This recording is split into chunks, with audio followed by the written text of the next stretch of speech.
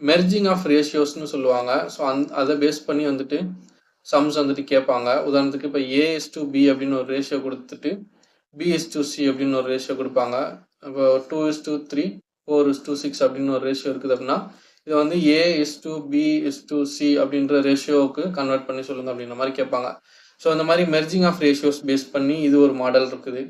ரெண்டாவது மாடல் பார்த்தீங்க அப்படின்னா ரேஷியோ அந்த ப்ரொபோர்ஷன் அப்படின்னு சொல்லுவாங்க. A:B ப்ரொபோர்ஷன் C:D அப்படின்னு சொல்லிட்டு இந்த மாதிரி மெத்தடில் ஒன்று வரும். ஸோ இதை பேஸ் பண்ணி வந்துட்டு சம்ஸ் வரும். நெக்ஸ்ட் மூணாவது மெத்தட் வந்து பார்த்தீங்க அப்படின்னா ஏஜஸ், இந்த வயதுகளை கால்குலேட் பண்ணி சம்ஸ் வந்து கால்குலேட் பண்ணுற மாதிரி இருக்கும். நாலாவது வந்துட்டு பார்ட்னர்ஷிப்ஸ், இந்த பிஸ்னஸில் வந்துட்டு பார்ட்னர்ஷிப் வச்சுப்பாங்க.